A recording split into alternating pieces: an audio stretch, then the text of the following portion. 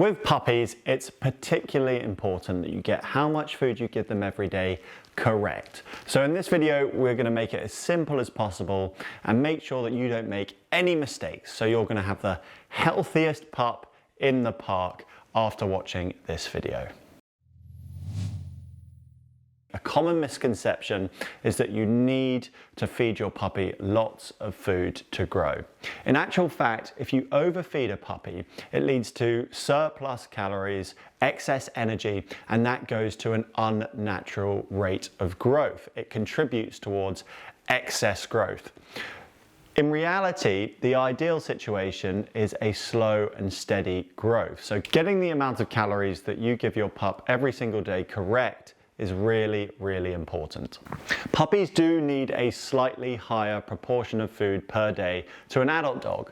Typically, an adult dog would eat anywhere between 2.5 to maybe 5% of their body weight per day. Comparatively, puppies eat around 3.5, anywhere up to 7% of their body weight per day. Don't be fooled by what most dog food companies will have you believe. Some of them recommend 8-9% of your pup's body weight per day.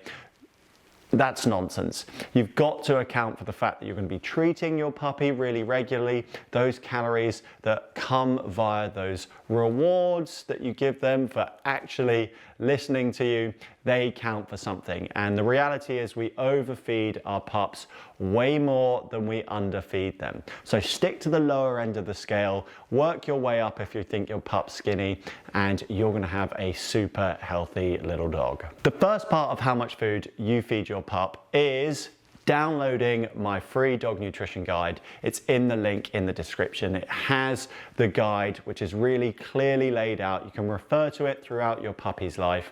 It also has free puppy recipes and adult recipes as well that will help ensure that the food you're giving them is the right stuff. And it's always important to note that the quality of the food that you give your puppy means a lot. So getting those recipes into your dog as much as possible is going to be the best thing that you can do for them. Step 1, you need to weigh your puppy every 2 weeks. Because they're growing so much and we're going to be using a percentage of your pup's body weight per day to work out the quantity of food you're going to give them, you need to react to their changing body weight. So keep an eye on how they're growing and just get on the scales with them every 2 weeks to see how much they weigh. You'll need to do this until they stop growing around a year or a year and 3 months. Step 2 is picking a percentage of your puppy's body weight to feed them per day.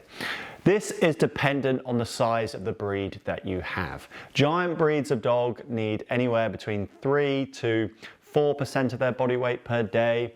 Large need 4 to 4.5, medium up to 5, small 6, 6.5, and extra small maybe up to 7. So in the guide, it has the percentages that you should be using. It also has a table so you can scroll down, see what weight your dog is at, see which percentage that you've chosen to feed them per day, and it comes up with a lovely, simple number of how much food in grams you need to give them per day. It's really simple, so get the guide in the link in the description.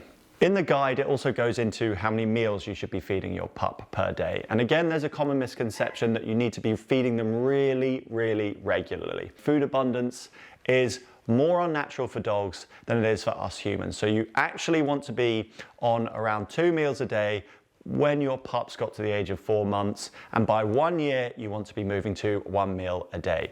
Step number 4, the final step, is make sure that your pup looks athletic. Having a chubby puppy, having too much puppy fat, whilst it may look cute, it can lead to orthopedic developmental issues in the future, because that's a sign that there are excess calories going into your dog, surplus energy, which is going to go into that fast growth rate.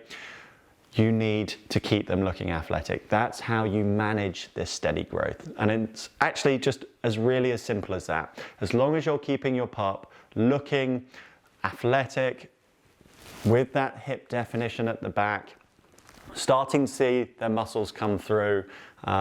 If you've got a shaggy, long-haired dog, you'll have to feel that for yourself. But If you maintain that athletic figure, your pup is going to be super healthy, and that's how you know that you're doing the right thing. A great video to watch next is the raw versus cooked dog food. I'm sure many of you are trying to pick a food for your puppy at the moment, and that video will help you make the best choice possible. So watch that, it's coming up next.